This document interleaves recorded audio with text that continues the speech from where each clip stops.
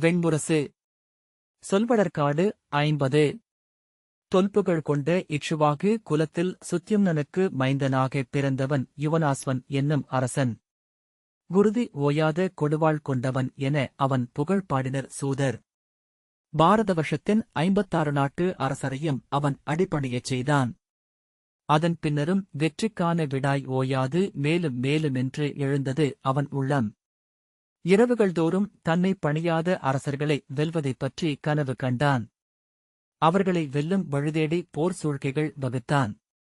பகலில்தான் வென்ற நிலத்தின் மக்களுக்கு நீரும் அறமும் சீராக கிடைக்கும்படி கோல் நிறுத்தினான். பிறிதொரு எண்ணமே அவனுக்கு இருக்கவில்லை. வாசிப்பது சந்தீப். யுவனாஸ்வன் 9 மனைவியரை மணந்து 12 ஆண்டுகாலம் இல்லறம் நடத்தியும் அவனுக்கு மைந்தர் பிறக்கவில்லை. மணிமுடிக்கென மைந்தர் வேண்டுமென அவனிடம் அமைச்சர்கள் சொன்னபோது அதை அரசு சூழ்தலென்றே அவன் எடுத்துக்கொண்டான். தங்கள் மடியிலாட மகவுகள் தேவை என்று மனைவியர் சொன்னபோது அதை பெண்டிரின் இயல்பு என்று மட்டுமே புரிந்து கொண்டன். நாளும் பொழுதும் களம் வகுப்பதிலும் அரசு சூழ்வதிலும் அறமுறைப்பதிலுமே ஈடுபட்டிருந்தான். ஓயாது போரை எண்ணியிருந்தமையால் அவன் முகம் கற்சிலை போலிருந்தது. அசைவுகள் இரும்பு பாவை போலிருந்தன. விழிகளில் முகமறியும் நோக்கே இருக்கவில்லை. குருதிபலி கோரும் கொடுந்தெய்வம் என்றே அவனை உணர்ந்தனர் சுற்றமும் சூழரும். கல் கனியாது அனல் பிறப்பதில்லை என்று நிமித்திகர் சொன்னார்கள். அரசனுக்கு மைந்தன் பிறக்க வேண்டுமென்றால் அவன் நெஞ்சு நெகிழ வேண்டும். உடல் மென்மை கொள்ள வேண்டும். மண்ணில் பிறக்க விழையும் குழவியர் விண்ணில் நின்று கீழே நோக்குகிறார்கள். அருந்தவம் இயற்றுபவர்களையே அவர்கள் தேர்வு செய்கிறார்கள். உளங்கனிந்த மடிகளிலேயே வந்து பிறக்கிறார்கள். இப்புவியில் நன்றோ தீதோ கோரப்படாது அளிக்கப்படுவதில்லை. மைந்தருக்கான பெருவிடாயை அவனுள் நிறைக்க வேண்டுமென அமைச்சர் விழைந்தனர். அவன் உடல் வேள்விக்குளமாக வேண்டும். அதில் விழைவெறிய வேண்டும். ஆணவம் ஆகுதியாக வேண்டும். ஒருமுறை இரவுலாவச் சென்றபோது கால்களைத்து யுவனாஸ்வன் ஓர் அரசமரத்தடியில் தனித்து ஓய்வெடுக்கையில் முன்னரே அமைச்சர்கள் செய்து வைத்திருந்த ஏற்பாட்டின்படி எளிய சூதர்மகள் ஒருத்தி சற்றுமுன் பிறந்த தன் மகனுடன் அப்பால் படுத்திருந்தாள். காய்ச்சலுக்கான நச்சுமருந்து புகட்டப்பட்டு அவள் நோயுற்று மயங்கிக் கிடக்க அந்தக் குழந்தை வீறிட்டழத் தொடங்கியது. அவ்வொலியை முதலில் யுவனாஸ்வன் ஏதோ பறவை ஒலி என எண்ணினான். பின்னரே குழவியின் அழுகையென அறிந்தான். குழவிக் குரல்கள் எப்போதும் மானுடத்தை நோக்கியே எழுகின்றன, வேண்டுகின்றன, ஆணையிடுகின்றன, சீறுகின்றன. அதை ஒவ்வொருவரும் தங்களுக்கான தனிக்குரல் என்றே உணர்கின்றனர். செவிகத்தும் அதன் அழுகையைக் கேட்டு அமர்ந்திருக்க முடியாமல் அவன் எழுந்து சென்று நோக்கினான். அத்தனை தொலைவுக்கு அச்சிறிய குழந்தையின் குரல் வந்து சேர்ந்திருப்பதை உணர்ந்து வியந்தான். சரிகில் கிடந்து குழந்தை செவ்விதழ் செப்பு கோண கூவி எழுதது. அங்கே சூதர்மகள் காய்ச்சல் கண்டு சுருண்டு கிடப்பதையும் குழவி அழுகையால் உடல் சிவந்து கைகால்கள் இழுபட்டு அதிர்ந்து கொண்டிருக்க தொண்டை தெரிய ஓசையிடுவதையும் கண்டான். தன் அமைச்சர்கள் வருகிறார்களா என வழிகளை பார்த்தான். அவர்கள் நீர்கொணரச் சென்றிருந்தனர். ஏவலரும் உடனில்லை. அவன் அச்சூதமகளை காலால் மிதித்து எழுப்பினான். அவள் தன்னுணர்வில்லாத காய்ச்சலில் நடுங்கிக் கொண்டிருந்தாள். உதடுகள் உலர்ந்து ஒட்டியிருந்தன. மூச்சில் முலைக்குவைகள் எழுந்து அடங்கின. மெலிந்த உடல் அலை பாய்ந்தது. அழுது துடித்து குழவி ஓசையின்றி வலிப்பு கொள்ளத் தொடங்கியது. யுவனாஸ்வன் அதை கையிலெடுத்தான். வாழைத்தளிர் போல அது கைகளில் குழைந்தது. மென்பட்டென வழுக்கியது. சுடத்துடிக்கும் அகல் என பதறச் செய்தது. அதை கையிலேந்தி போது கைகளுடன் கால்களும் நடுங்கின. அதை கீழே போட்டுவிடக்கூடாதென்று எண்ணி நெஞ்சோடணைத்துக் கொண்டான். நெஞ்சில் அதன் நெஞ்சத் துடிப்பை உணர முடிந்தது. ததும்பும் சிறுகலம் என அதை ஏந்தியபடி அவன் அங்குமிங்கும் நிலையழிந்தான். என்ன செய்வதென்றியாமல் சூழ நோக்கினான். அவன் நெஞ்சத் துடிப்பை உடலால் உணர்ந்து அக்குழவி தன் கைகளால் அவன் மார்பின் முடியைப் பற்றிக் கொண்டது. பறவை குஞ்சு போல நகம் நீண்ட அதன் கைகள் அவன் உடலைப் பற்றிய போது அவன் சிலிர்த்தான். அதை கையிலெடுத்த போதே கனியும் கொஞ்சம் மன்றாடும் உளக்குரல் தன்னுள் ஊறியதை அறிந்தான். அக்குழவி அதை அறிந்து அழுகையை நிறுத்திவிட்டு தன் உடலை நெளித்து எம்பி தவிக்கும் வாயைக் குவித்து அவன் முலைக்கண்களைக் கவ்வி சப்பியது. கூசித் திகைத்து அவன் பின்னடைந்தாலும் அது தன் வாயை எடுக்கவில்லை. அவன் மெய்விதிர்க்க சில கணங்கள் நின்றான். தளர்ந்த கால்களுடன் மெல்ல பின்னடைந்து வேர்களில் அமர்ந்து கொண்டான். அவன் கண்கள் கலங்கி வழியலாயின. உடல் மெய்ப்பு கொண்டு குளிர்ந்தடங்கி மீண்டும் அதிர்ந்து எழுந்தது. ஆழப்புண்பட்ட துளை வழியாக தன் குருதி வழிந்தோடுவதைப் போல உணர்ந்தான். முழுக்குருதியும் வழிந்தோட உடல் எடையழிந்து ஒழிவதாக தோன்றியது. கை கால்கள் இனிய களைப்பால் தொய்ந்தன. விழியிமைகள் சரிந்து ஆழ்தியில் போல ஒன்று அவனை ஆட்கொண்டது. அதில் அவன் பெண்ணென இருந்தான். அவன் கைகள் குழவியின் பொன்மயிர்த்தலையை தடவிக் கொண்டிருந்தன. அகலே நின்று நோக்கிய அமைச்சர்கள் ஓடி அருகணைந்தனர். முலையுறிஞ்சிக் கொண்டிருந்த குழந்தையை எடுத்து கொண்டு வந்திருந்த பாலை துணியில் நனைத்து ஊட்டினர். அந்நேரமும் அதை பிரிய முடியாதவனாக அவன் எழுந்து அதை நோக்கி கை நீட்டினான். அரண்மனைக்கு கொண்டு செல்லும்போது அக்குழவியை தன் கையிலேயே வைத்திருந்தான்.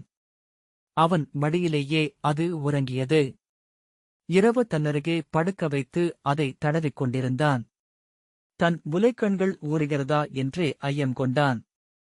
மீண்டும் இருளில் அதன் வாயில் முலைக்கண்களை அழித்து உடல் உருகலானான். அன்னை நோய் நீங்கி மறுநாள் விழித்ததுமே அக்குழவியை கேட்டாள். அவளை என்னருகே வந்தமர்ந்து முலையூட்டச் சொல் என்றான் அரசன். அவள் தன் குழந்தையைக் காண அரசனின் அறைக்குள் வந்தாள். அங்கு உடல் குறுக்கி அமர்ந்து முலையளித்தாள். குழவியை தன் அருகே இருந்து விலக்க அரசன் ஒப்புக்கொள்ளவில்லை. அரசப்பணியையும் நெறிகாத்தலையும் குழவியை கையிலேந்தியபடியே செய்தான். தனித்திருக்கையில் புவியில் பிரித்தொன்றில்லை என்பது போல அக்குழவியையே நோக்கிக் கொண்டிருந்தான். கைவிரல்களால் ஓயாது வருடியும் மீள மீள முகர்ந்தும் அதை பார்த்தான். அதன் மெந்தசையை முத்தமிட்டுச் சுவைத்தான். அதன் மூச்சொலி காதில் கேட்க காதுகளில் பிஞ்சு வயிற்றை சேர்த்துக் கொண்டான். 12 நாட்களுக்குப் பின் ஒருநாள் அமைச்சர் அக்குழவியையும் அன்னையையும் இரவிலேயே அரசனிடமிருந்து பிரித்து அவர்களின் அரச எல்லைக்கு அப்பால் கொண்டு சென்று விட்டனர். முகமறியா மக்கள் திரளில் அவள் முழுமையாக கலந்து மறையும்படி செய்தனர். விடிகாலையில் விழிப்பு கொண்ட அரசன் அறியாமலேயே கை நீட்டி குழந்தையை துழாவி அதைக் காணாமல் திடுக்கிட்டு எழுந்து அமர்ந்தான். எங்கே? என் குழந்தை எங்கே? என்று கூவியபடி அரண்மனை இடைநாழிகளில் பித்தனைப் போல ஓடினான். எதிர்ப்படுபவர்கள் அனைவரிடமும் குழந்தையைப் பற்றிக் கேட்டு அழுதான். தூண்களை ஓங்கி மிதித்தான். ஏவலரை அறைந்தான். குழந்தையும் அன்னையும் மறைந்துவிட்டிருப்பதை உணர்ந்ததும் மேலாடை இல்லாமல் முற்றத்தில் இறங்கி கூவியபடி ஓடிய அவனை அமைச்சர் பற்றிக் கொண்டு வந்தனர். அவனிடம் மெல்ல மெல்ல அவர்களை மீண்டும் காண முடியாது என்று சொல்லி புரிய வைத்தனர். அது அவள் குழந்தை. அன்னை தன் குழவியை இன்னொருவருக்கு விட்டுத் தரமாட்டாள். அரசன் ஆயினும் பேரன்புடையவன் ஆயினும் அவள் தப்பிச் செல்வது இயல்புதான். அரசே, உங்கள் உடலில் எழுந்த மைந்தரே உங்களுக்குரியவர்கள் என்றனர். அழுது அரற்றியும் பித்தன் போல புலம்பியும் ஏங்கி சொல்லிழந்தும் அவன் அரண்மனையில் இருந்தான். அவன் தேவியர் அவனை தேற்ற முடியவில்லை. அவன் எவரும் தன்னருகே வருவதை விரும்பவில்லை. அக்குழவியின் ஆடைகளை எடுத்து நெஞ்சோடணைத்துக் கொண்டான். அது படுத்திருந்து மெத்தையின் மெல்லிய குழியை வருடி வருடி கண்ணீர் விட்டான். நாளும் அவன் துயர் ஏறி ஏறிச் சென்றது. அதன் உச்சியில் அத்துயர் மறுபொறிச் சுழற்சி கொண்டது. 7ஆம் நாள் அவன் அரைத்தீலில் இருந்தபோது தன்னருகே குழவி இருப்பதை உடலால் உணர்ந்தான். விழிதிறந்தாலோ கை நீட்டினாலோ அது கலைந்துவிடுமென்றும் அறிந்திருந்தான். ஆனால் அவன் உள்ளம் உவகையால் நிறைந்தது. உடற்தசைகள் முறுக்கவிழ்ந்து தளர்ந்தன. குழவி மெல்ல அவன் முலைக்கண்ணை சுவைக்கத் தொடங்கியது. அவன் ஆழுணர்வில் அதில் திளைத்தான். குழவி அவனை உண்டபடியே இருக்க அவன் துயிலில் ஆழ்ந்தான். அங்கே அக்குழவியுடன் அறியா நிலங்களில் நடந்தான். விழித்துக் கொண்டபோது அருகே குழவி இல்லை என்னும் தெள்ளிய உணர்வு எஞ்சியிருந்தது. ஆனால் துயர் இருக்கவில்லை.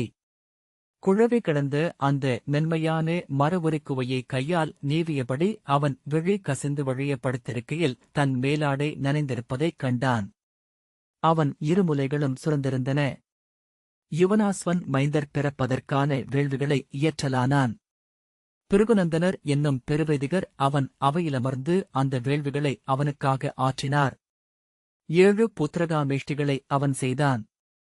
7வது வேள்வியனலில் எழுந்த இந்திரன் ஊழ்வினையின்படி இவ்வரசனுக்கு மைந்தர் இல்லை. இவன் அன்னையின் கருவுக்குள் பார்த்திவ பரமாணுவாக இருக்கையிலேயே முடிவானது அது. விதைகள் அற்றது இவன் உடல் என்றான். ஊழ் பிரம்மனின் நெறி. வேதம் பிரம்மனையும் ஆளும் நெறி கொண்டது என்றார் பிருகுநந்தனர். வேள்விக்கு எழும் அத்தனை தெய்வங்களும் இங்கு வருக. பிரம்மனே வருக. மீண்டும் 7 புத்திரகாமேஷ்டி வேள்விகளை பிருகுநந்தனர் அமைத்தார். அமைச்சர்கள் உளம் சோர்ந்தனர். தேவியர் நம்பிக்கை இழந்தனர். கருவூலம் ஒழிந்து வந்தது. அரசன் படைக்களம் மறந்தான் என்றறிந்து எல்லைகளில் எதிரிகள் கொழுக்கலாயினர்.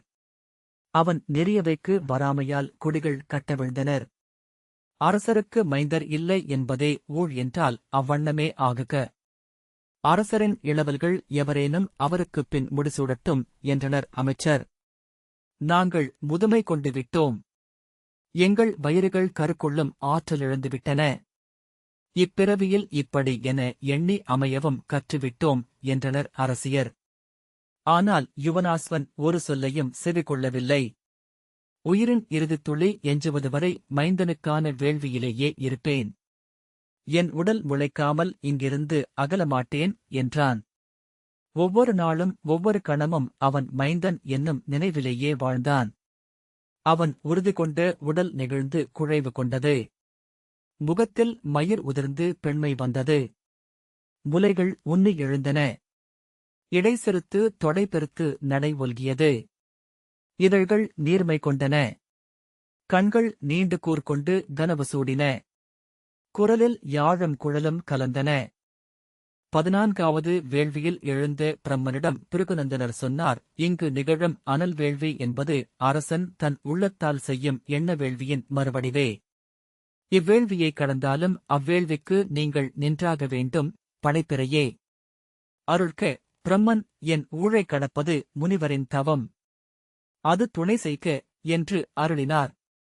திசைமுகனே, உங்கள் அருள் இந்த கங்கை நீரென்றாகுக்கு. இதை அருந்தி அரசனின் துணைவியர் கருக்கொள்க என்றார் பிருகுநந்தனர். அவ்வாறே என்று பிரம்மன் சொல்லடித்தார். தர்ப்பையால் அனலைத் தொட்டு கங்கை நீர்க்குடத்தை வருடி அதில் நான்முகன் அருளை நிறைத்தனர். முறைமை செய்து வேள்வி முடிந்து அந்த நீர்க்கலத்துடன் வேள்விச்சாலையிலிருந்து அருகிலிருந்த கொட்டகைக்குச் சென்ற வேதியர் அங்கேயே அமர்ந்தனர். ஆடைகளை மாற்றிக்கொண்டு மஞ்சத்துக்குச் செல்ல விழைந்தவர்கள் களைப்பால் அங்கேயே அவ்வண்ணமே படுத்துத் துயின்றனர். கொட்டகைக்கு நடுவே இருந்த சிறு பீடத்தில் பொற்கலத்தில் அந்த நீர் இருந்தது. அவ்விரவில் வேள்வி முடிந்த மணியோசைகளையும் சங்கொலிகளையும் கேட்டுக்கொண்டே அருகே இருந்த வேள்விக்காவலனுக்கான பந்தலில் அரைத்தீலில் இருந்த யுவனாஸ்வன் தன் உடலில் அனல் பற்றி எரிவது போல் கனவு கண்டான். உலர்சுள்ளியைப் போல அவன் கை பற்றிக் கொண்டது. கால்களும் தலையும் எரியலாயிற்று. முலைகள் கனலாயின. வயிற்றில் தழல் சுழன்றது. அந்த அனல் அவன் உடலின் கீழ்ப்பகுதியில் மூலாதாரத்தில் இருந்தே எழுந்தது என்றறிந்தான். விழித்துக் கொண்டபோது தன் உடல் விடாயில் தவிப்பதை உணர்ந்தான். அத்தகைய பெருவிடாயை அவன் முன்பறிந்ததே இல்லை. தொண்டையை கைகளால் வருடியபடி எழுந்து ஓடிக் கொட்டகைக்கு வந்தான். அங்கே பொற்கலத்திலிருந்த கங்கை நீரைக் கண்டு பிறிதொன்று எண்ணாமல் அதை எடுத்துக் குடித்தான். ஓசை கேட்டு விழித்துக் கொண்ட பிருகுநந்தனர் கையில் ஒழிந்த குடத்துடன் நின்றிருந்த யுவனாஸ்வனைக் கண்டு திகைத்தார். என்ன நிகழ்ந்ததென்று உடனே புரிந்து கொண்டார். அனைத்து வைதிகரும் பதறி எழுந்து அரசனைச் சூழ்ந்தனர். என்ன செய்துவிட்டீர்கள் அரசே? மைந்தனை பெறுவதற்கான வேள்விப் பயனை நிறைத்து வைத்த குடமல்லவா இது என்றார் பிருகுநந்தனர். நிகரற்ற வல்லமை கொண்டவனாகிய மைந்தன் இந்த நீரில் நுண்வடிவில் உறைகிறான். பருவுடல் கொள்ள பெருவெளியில் அவன் காத்திருக்கிறான். யுவனாஸ்வன், நான் அறிந்திலேன். இவ்வண்ணம் எப்படி நிகழ்ந்தது என்றே எனக்குத் தெரியவில்லை என்றான். நிமித்திகரை அழைத்து வருகுறி தேர்ந்தனர். 12 களம் அமைத்து கல்லுருட்டி கணக்கிட்டு நிமிர்ந்து முதுநிமித்திகர் சாந்தர் சொன்னார், அந்தணரே, தான் எனத் திரண்ட மைந்தன் பருவுடல் கொள்வது உறுதி. தந்தையை வெல்லும் ஆற்றல் கொண்டவன் ஆவான். 7 பெருவேள்விகளை நிகழ்த்தி குலம் வாழச் செய்வான். பின்னர் எவர் விழிகளையும் நோக்காமல் நான் சொல்வது குறிகள் காட்டுவதை மட்டுமே. அந்த மைந்தன் அரசரின் உடலிலேயே கருவுறுவான். அங்கு உயிரிடல் கொண்டு பிறப்பான் என்றார். ஆனால் பிருகுநந்தனரோ யுவனாஸ்வனோ திகைப்புறவில்லை. அந்தணர் ஒருவரை ஒருவர் நோக்கிக் கொண்டனர். அரசரின் பெருவிழைவு தன் உடல் முளைக்க வேண்டும் என்பதே. அவ்வாறே அருளின தெய்வங்கள் என்றார் நிமித்திகர். ஆம், அவ்வண்ணமே ஆகுக. அதுவும் நல்லோழே என்றார் பிருகுநந்தனர்.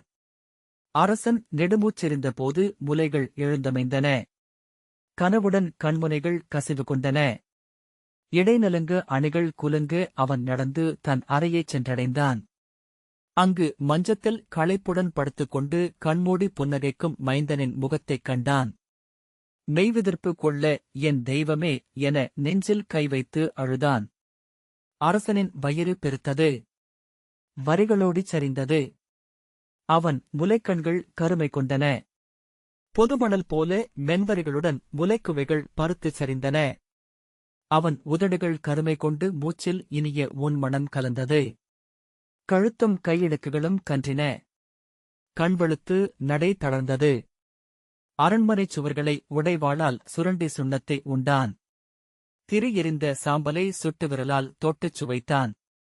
குங்குமத்தையும் களபத்தையும் சிறு இலை பொட்டலமாக எடுத்து வைத்துக் கொண்டு தின்றான். சிறு ஒலி கேட்டும் திடுக்கிட்டான். நிற்கையிலும் நடக்கையிலும் தன் வயிற்றையே எண்ணிக்கொண்டான். தனியாக அமர்ந்து வானை நோக்கி கனவு கண்டான். சிறு பறவைகளையும் வண்ணப்பூச்சிகளையும் கண்டு குழந்தை போல முகம் மலர்ந்து சிரித்தான். மாதங்கள் செல்ல அரசனின் வயிறு பெருத்து வலப்பக்கம் சரிந்தது. வலக்கை ஊன்றி பெருமூச்சுடன் எழுந்தான். புரியாத ஐயங்களும் அச்சங்களும் கொண்டு உளம் கலங்கி தனிமையில் அழுதான். மத்தகம் தூக்கி கொம்பு ஒளிவிட இருளிலிருந்து வரும் களிற்றியானையை மீண்டும் மீண்டும் கனவு கண்டான். இரவில் முழுத்தியில் இல்லாது கண் சோர்ந்து எழுந்தான்.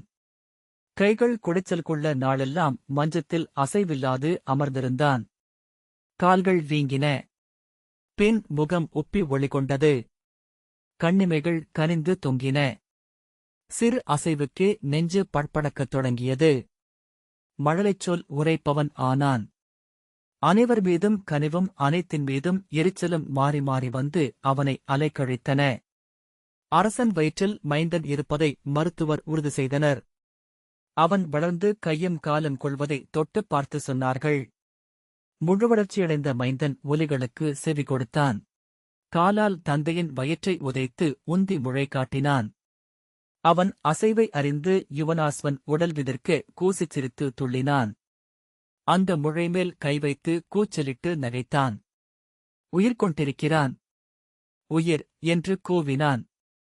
என் உயிர், என் உயிரை நானே தொடுகிறேன், ஊழ்கத்தில் என என் உயிர் என்று சொல்லிக் கொண்டே இருந்தான். அம்மைந்தன் எப்படி பிறக்க முடியும் என மருத்துவர்களுக்கு புரியவில்லை. அரசன் இறக்கக்கூடும் என அவர்கள் அஞ்சினர். பாரத வருஷமெங்கும் தூதர்களை அனுப்பினர். அகத்தியரின் வழிவந்த முதுமருத்துவர் ஒருவர் அவர்களின் அழைப்பு கிணங்கி வந்தடைந்தார். இடையளவே உயரமிருந்த அவர் பெரிய உருண்டை விழிகளும் ஓங்கிய குரலும் கொண்டிருந்தார். விலா பிளந்து மைந்தன் எழுவான். ஏனென்றால் மண்ணின் விலா பிளந்தே செடிகள் எழுகின்றன. அரசனுக்கு மூலிகை கொடுத்து மயங்க வைத்து அவரும் அவருடைய 7 மாணவர்களும் அவன் வயிற்றின் தசைகளைக் கிழித்து கனி அகழ்ந்து விதையை பிதுக்குவது போல மைந்தனை வெளியே எடுத்தனர். குருதி வழியே குளிர்கொண்டு அவன் அழுதான். அவன் உடலிலக்கணம் நோக்கி அரியவன், ஆள்பவன் என்றார் அகத்தியர். அழுகை கேட்டு உள்ளே ஓடிவந்த அமைச்சர்கள், எங்கே? அரசர் எங்கே? அவர் நலமாக இருக்கிறாரா என்றார்கள். தசைகளைப் பொருத்தி குதிரைவால் மயிரால் சேர்த்து தையலிட்டு தேன்மெழுகும் அரக்குமிட்ட பட்டுத் துணியால் சுற்றிக்கட்டி பக்கவாட்டில் படுக்க வைக்கப்பட்டிருந்த யுவனாஸ்வன் குருதி மணத்துடன் துயின்று கொண்டிருந்தான். குழந்தையின் அழுகுரல் கேட்டு 9 அன்னையரும் ஓடி வந்தனர். அமுது, முதலமுது என அகத்தியர் விரைவுபடுத்தினார். சேடியர் ஓடிச் சென்று நரும்பாலை கொண்டு வந்தனர். அதை தூய பஞ்சுத்திரியில் தொட்டு மைந்தன் வாயில் வைத்தனர் அன்னையர். அவன் அதைத் துப்பி வழியவிட்டு செந்நிறக் கைகளை சுருட்டி ஆட்டி அடிக்கால்கள் சுருங்க கட்டை விரல் சுழிக்க அதிர்ந்த வயிற்றுடன் அழுதான். அரியதொன்று இரண்டாக கிழிபடும் ஒலியுடன் அழுத அவனைக் கண்டு செய்வதறியாமல் அவர்கள் திகைத்தனர். முலையூட்டும் சேடி ஒருத்தியைக் கொண்டு வருக என அமைச்சர் சாமியர் ஆணையிட்டார். ஏவலர் ஓடி முலைப்பெண்டிர் 7 கொண்டு வந்தனர். ஆனால் அவர்கள் தங்கள் கைகளால் தொட்டதுமே மைந்தனின் உடல் நீலம் பாரித்து விரைப்பு கொண்டது. அவன் உதடுகள் அவர்களின் முலைக்கண்களை கவ்வவில்லை. நான் இழுபட்ட சிறுவில் என அவன் அவர்கள் கைகளில் இறுகியிருந்தான். 7 முலைப்பெண்டிரும் அவனை ஊட்ட முடியவில்லை. முலைப்பாலை அவன் வாயில் வீச்ச வைத்த போதும் உண்ணாமல் கடைவாய் வழிய அவன் துடித்து நடுங்கினான். குழவி கருவறைக்குள்ளேயே குருதி வழியாக அன்னையின் முலைப்பாலை அறிந்துள்ளது. அந்த மணமே அதை முலைக்காம்பு நோக்கி இழுக்கிறது. இம்மைந்தன் அதை அறிந்திருக்கவில்லை என்றார் அகத்தியர். என்ன செய்வது? இறப்புதான் இளவரசரின் ஊழா என்றார் அமைச்சர் சாமியர். அவ்வாறென்றால் நாம் என்ன செய்வது என்றார் அகத்தியர். அப்போது மெல்லவிழி அதிர்ந்து முகம் உயிர்கொண்ட யுவனாஸ்வன் என்ன ஓசை என்றான். அரசே, தங்கள் உடல் திறந்து வந்த மைந்தன் என்று தூக்கிக் காட்டினார் அகத்தியர். மைந்தன் ஏன் அழுகிறான் என்றான் யுவனாஸ்வன். அவனுக்கு அன்னை முலை உகக்கவில்லை. அவனுக்கு அமுதூட்ட வழியில்லை என்றார் அமைச்சர். இடக்கையை ஊன்றி உடலை அசைத்து தூக்கி கை நீட்டிய யுவனாஸ்வன் மாந்தாசியதி என்றான். என்னை உண்ணுக என்றுரைத்து தந்தையால் தூக்கி நெஞ்சோடணைக்கப்பட்ட குழவி அள்ளி அவன் மார்பை பற்றிக் கொண்டது. அவன் முலைகளில் வாய் சேர்த்து உறிஞ்சி உண்ணலாயிற்று. அவனை அன்னையர் மாந்தாதா என்று செல்லப் பெயரிட்டு அழைத்தனர். தாயுமானவன் கையால் வளர்க்கப்பட்ட அவன் பிறரை விட 1/2 மடங்கு உயரமானவனாக வளர்ந்தான். 3 மாதங்களில் பல் தோன்றியது. 6 மாதங்களில் பேசினான். 8 மாதத்தில் நடந்தான். 1 வயதில் வில்லேந்தினான். 7 வயதில் களம்புகுந்தான். 12 வயதில் பரிதொடர் வேள்வி செய்து மாமன்னன் என புகழ் பெற்றான். ஆஜகவம் என்னும் அவன் வில்லின் நாணோசை தீயவருக்கு இடி என்றும் நல்லவருக்கு யாழென்றும் ஒலித்தது என்றனர் சூதர். வெற்றித் தோள்களுடன் எழுந்த மைந்தனை நோக்கி நிறைவு கொண்ட யுவனாஸ்வன் ஒருநாள் காண்புகுதலுக்கு ஒருங்கினான். அவன் கால்களைத் தொட்டு வணங்கி எழுந்த மைந்தனிடம், நான் உன்னிடம் சொல்வது ஒன்றே. நான் உன்னிடம் சொன்ன முதல் சொல் அது, என்னை உண்ணுக. எப்போதும் உன் நாவிலிருக்கட்டும் அச்சொல் என்றான். அவனை கானக விளிம்பு வரை சென்று வழியனுப்பி வைத்தான் மாந்தாதா. தந்தை சொன்னதன் பொருளை மறுநாள் முதல் அவன் உணரலானான்.